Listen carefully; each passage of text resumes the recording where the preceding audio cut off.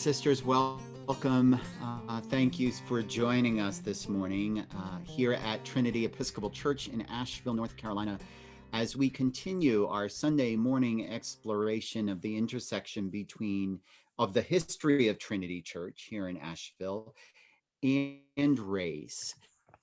We've spent a number of weeks now looking at different historical points in the life of Trinity Church. We started from its inception in 1849, going through the end of the 1800s. We've noted here in our search for history a big hole that we had in the early 1900s in terms of information and history that we have. And then we are now going to go into that part of our history that begins with the modern civil rights era in the 1960s. Just to add to what I've just said, I found out this week that we are missing all documents related to Trinity Church, all vestry minutes from its inception in 1849 up until the end of the 1800s in 1895, and we're missing a whole section of documents from the early 1920s as well.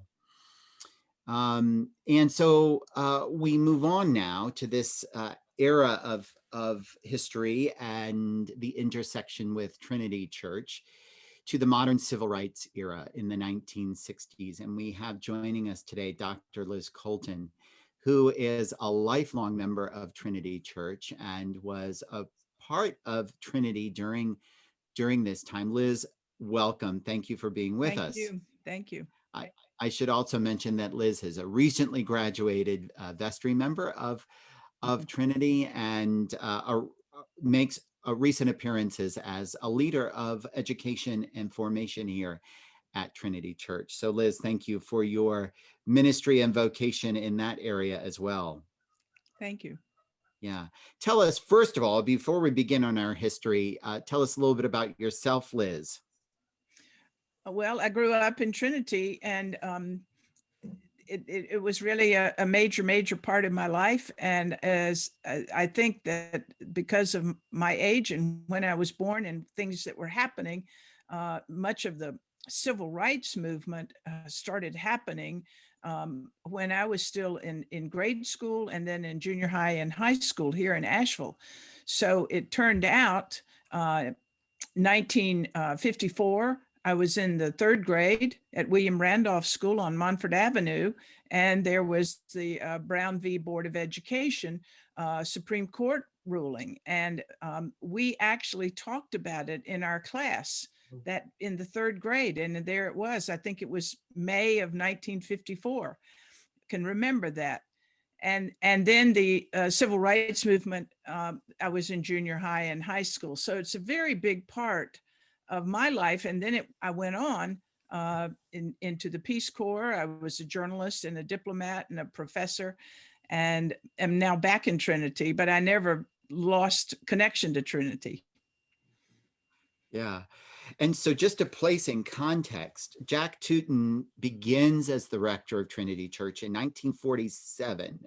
Right. So 1947, and then coming up to, as you mentioned, 1954, Brown versus Board of Education. So he has been rector less than 10 years when the whole aspect of civil rights begins to bubble up in our nation. And then just another turn of events after that, down to the early 60s is when the modern civil rights movement, shall we say, takes a new turn, if you will. Yeah, and then from 1959, 1960, when the sit-in started at the lunch counters in drugstores, it really started in North Carolina. Right. In Greensboro, with the A&T students, including Jesse Jackson and some other students. And that immediately came to Asheville. And what was very clear from the beginning, not only the young people in the Episcopal Young Churchmen, we knew about it, but also our parents and many of our parents, and were encouraged by Mr. Jack Tootin and the bishop, George Henry, bishop of the Diocese of Western North Carolina. And they took a major leadership role and encouraged their peers, people like my parents and many other people who were, parents of children at that time. And they went to the lunch counter strikes, and here in Asheville at Woolworths, for example, Right. and Right. Cress's. And we have, I remember talking with Ernestine Tootin, Jack's widow, about, she even went to the lunch counter as well. She fortunately, and I will say that maybe if people want to look at it, I wrote an article for the Trinity Yes. Commons a year and a half ago called Desegregating Asheville. And we're going to try to give you all a link to that article so that you can refer back to it. Yeah. And fortunately, that very summer of 2019, not many months before, sadly, we lost Ernestine Tootin, she told me the story of how she said Sprink, that was Bishop Henry's wife, she and Sprink took the children and went down to the drugstore and stood there, or sat there waiting to receive African Americans who would come in. And the purpose of having the white people there was so that there would be no trouble if African Americans came in, because they had not been allowed to do so before, to sit at the lunch counters, which there were counters always in drugstores in those days. Yeah. So, and I remember my parents went, but I do know Ernestine said she and Sprink Henry took many children, and off they went on many days. Yeah. And this was part of your youth group, is that right? Well, also at that same time, starting 59 and 60, there was something else going on. There were the lunch counter strikes in early 1960, and for about half a year or so. But before that, in 1959, some Stevens Lee, which was the black high school, decided to start a group called the Asheville Student Committee on Racial Equality, ASCORE, ASCORE. And then some of us at the then David Miller Junior High School and Lee Edwards High School, which were the white schools by segregation law, we wanted to join in. And Bishop Henry, but people can't even imagine this, there was nowhere legally we could meet because of segregation laws. So in other words, we couldn't just have a meeting at the school of the two racial groups.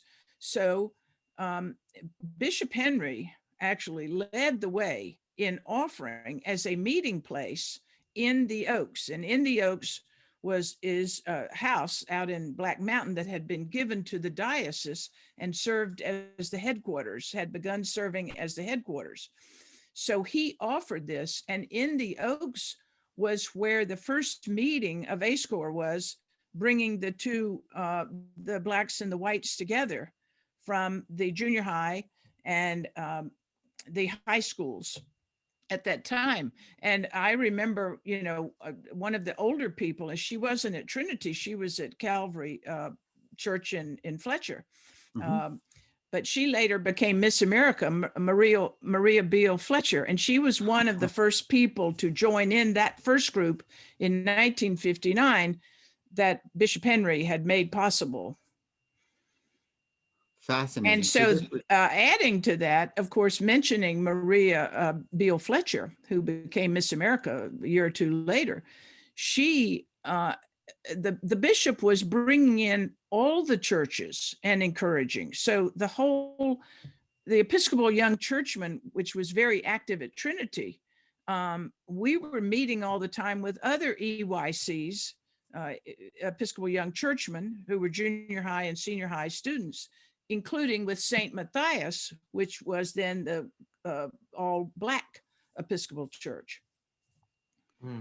Well, that's certainly what I wanted to ask. I think that so this wasn't Trinity's youth group doing this. This was leadership. It seems to me, if you can correct me if I'm wrong, the leadership came from probably a number of people, but from our perspective, Jack Tootin, the rector of Trinity Church, George Henry, who is the bishop of the diocese, and really provides space for this coming together to happen.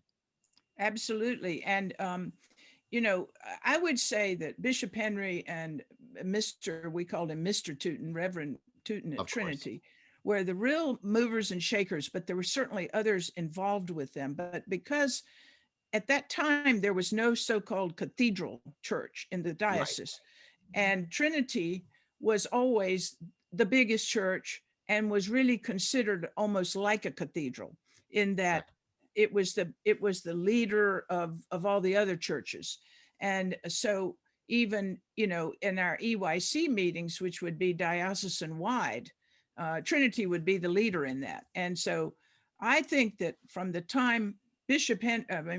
Tootin was here in 47, and he was there at the consecration or installation of Bishop Henry, I think Yeah. was it 1948? I think it was 52. I'd have to All look, right. but Well, maybe it don't was let me yeah. say the wrong thing there. But at any rate, he was there and they became very, very close. They worked together all the time. Their thinking was alike. They were and they were both known to be leaders promoting civil rights and integration. So Liz, if I can ask, how did this the Episcopal Church's involvement, your involvement, the diocese involvement, Trinity's involvement, how did that line up with kind of the general involvement of the white community in Asheville?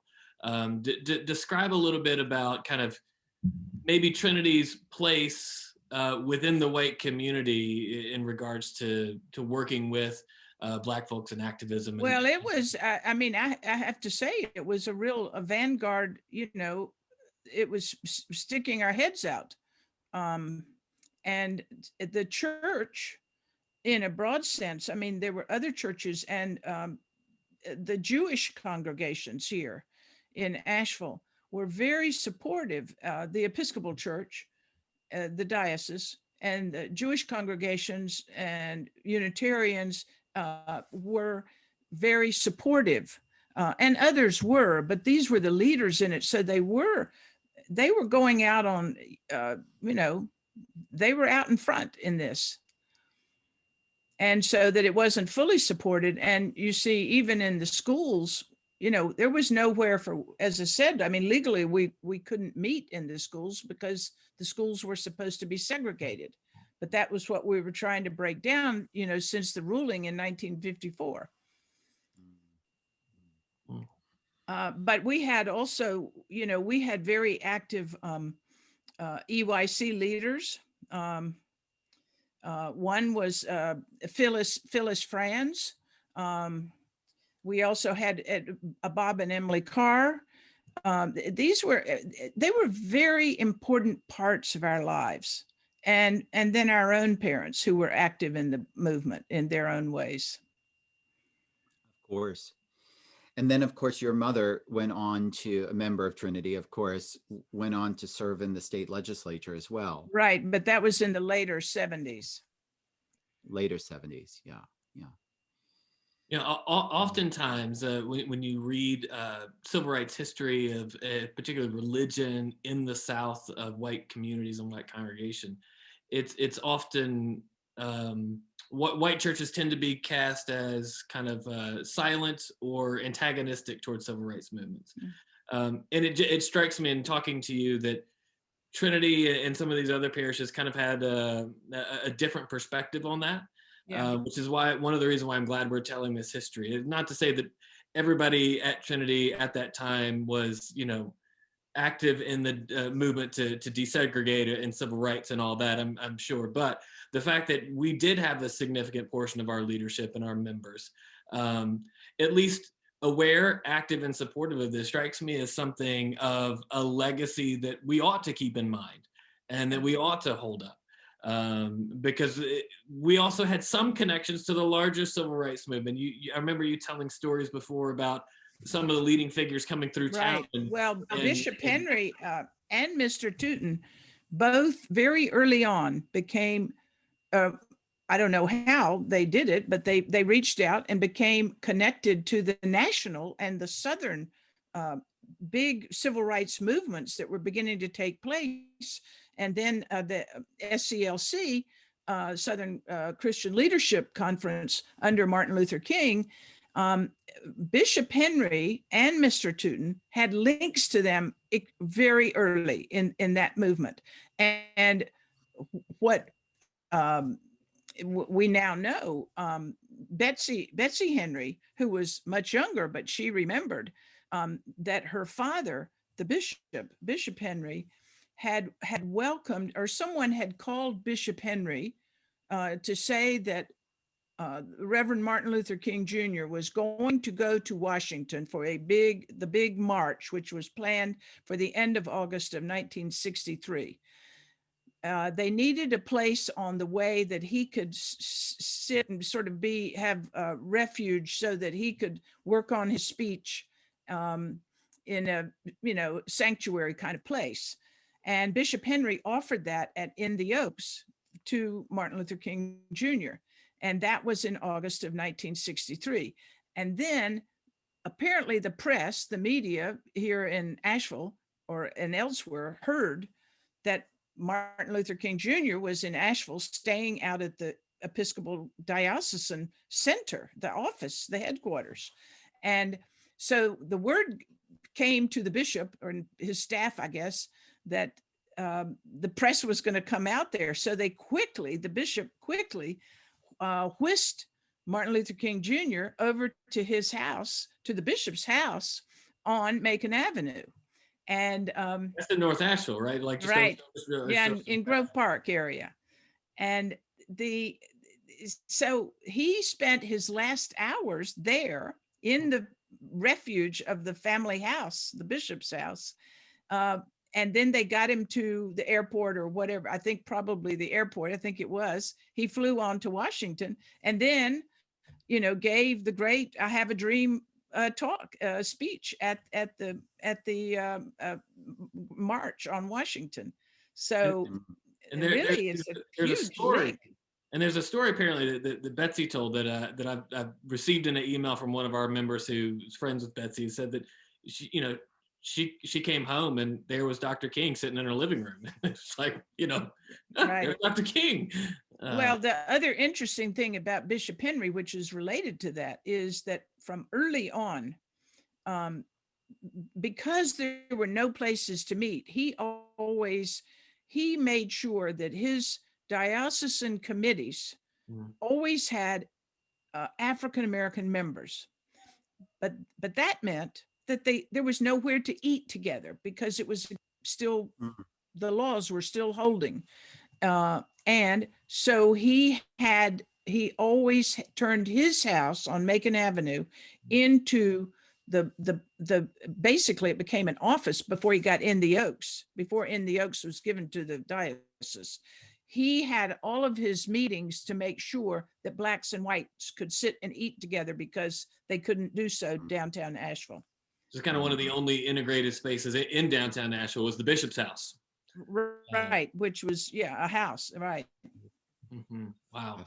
Yeah, it was quite, it was really outstanding leadership. And people knew about that, African-American friends. I mean, they all knew that these meetings were being sponsored by the Episcopal Diocese out in the Oaks and in St. Matthias Church and at Trinity sometimes. It's fascinating to think we don't have any, grand speeches or anything like that we have recorded from clergy leadership or lay leadership during that time. But we do have this quiet, unspoken leadership of making the space available, using kind of a privileged space to offer shelter and protection so that the leaders of the community itself, of the African American community itself, could have a place to organize and be a part of its a movement in that way. And I think that's something we often don't think about when we think about the work of racial healing and racial justice and equality, is that you have leaders who aren't always the ones who are standing out in front and getting the press and the attention. That there's a lot of quiet leadership of many races that and many cultures that wind up happening in those spaces. And we remember figures like Martin Luther King Jr. For good reasons, but even within the civil rights movement, there were a number of other leaders who often went unsung. I think of the women of the civil rights movement who would often play host to these meetings and things like that. There's a similar kind of echo and vibe there, which I find is a really fascinating connection. Well, I think it's important for us to realize and to honor the fact that our church leaders at Trinity and the diocese and different churches, the bishop, this was not secret activity they were doing. It was known in the community. And Bishop Henry and Mr. Tootin, they were community-wide, they were recognized community-wide as leaders in the community of Asheville and Buncombe County and Western North Carolina. So they were just widely known, and not just in Episcopal circles. Yeah. And so I think their actions certainly spoke to the city that they were serving in then. Yeah. One of the ways that I think that is impactful for us to just take note of in today's conversations around how do we partake in building a more equitable society is to remember that there isn't only one strategy, that it, being a protester is not the only definition of partaking in activities that creates safe space for building diversity, equity, and inclusion. And also we had, as I mentioned, the EYC, the Episcopal Young Churchmen throughout the diocese. Well, certainly for me and many others, it was a very powerful, molding, influential part of my teenage. And we were meeting with all the young people of Western North Carolina, and we all knew about this. And we, so this, I just can't emphasize enough how important a part of my life and others that this really was. Knowing the stand that your leaders took, knowing the risk that your leaders took, knowing that it wasn't something that they were hiding, made an impact and spoke to all the people who were under their leadership in a way, and shaped you.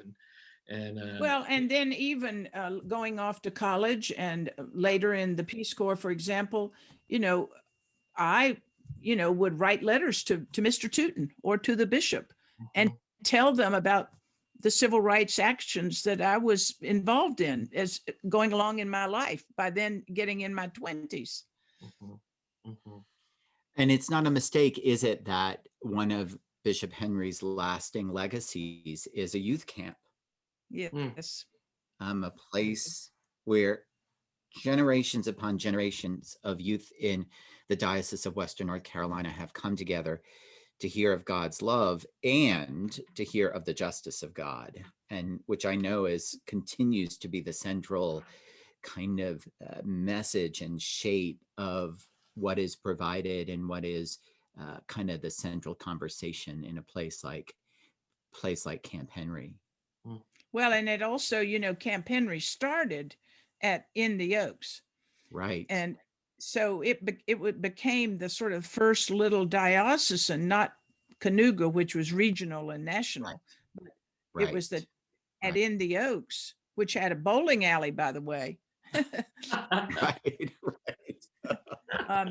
The church I grew up in had a bowling alley too. That was the first camp, and it was the beginning of Camp Henry. Mhm. Right. Right. Yeah. Yeah.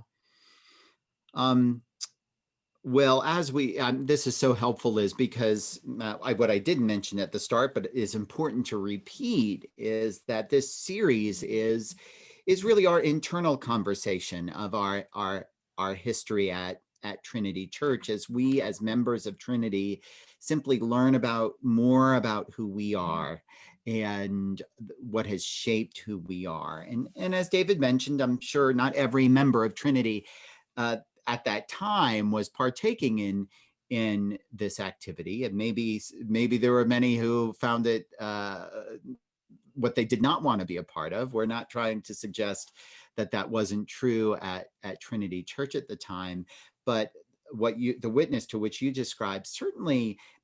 As I was thinking of this, I mean, it would have been very, very, very easy for both Jack Tootin and Bishop Henry to just not partake at that level, not provide a space for people to meet, just to be silent and not partake. I mean, that would have been such the easy path. And your history, the history that you and many others do bring out, lets us know the depth to which they were willing to go, and how they believed it was part of their calling as Christian leaders here in Western North Carolina. And to hear how uh, uh, Mr. Tootin led as well is certainly part of our history. And I would like to add one little story that anybody who was confirmed by Bishop Henry will appreciate and recognize. Maybe you've heard it, but when we were confirmed at age 12, most of us, Bishop Henry pressed his hands on our head to, and it was so powerful that we felt like our heads might go into our necks, squished down. And the and it was, I mean, it was, you, I will never forget being confirmed by the bishop.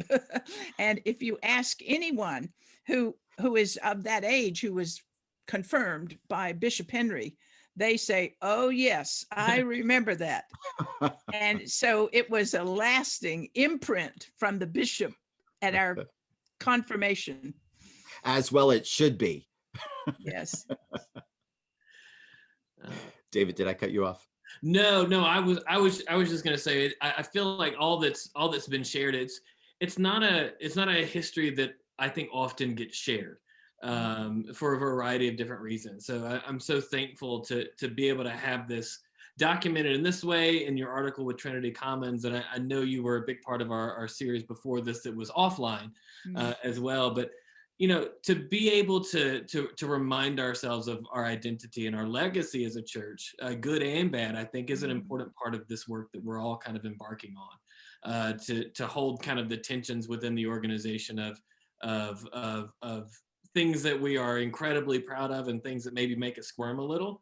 And this is one of those things that I think it's really important to hold this particular piece of our history and identity up as a parish, and as a way of guiding us. I mean, that's part of why we look at our history, is to see where we've been and to take those gifts that we can have from our history and carry them forward. So I mean, I And do I think don't know it's an important piece of our story. I don't know if we have the sermons, but certainly both of these church leaders were preaching about this civil rights from time to time. Mhm, Again, it wasn't hidden. mhm.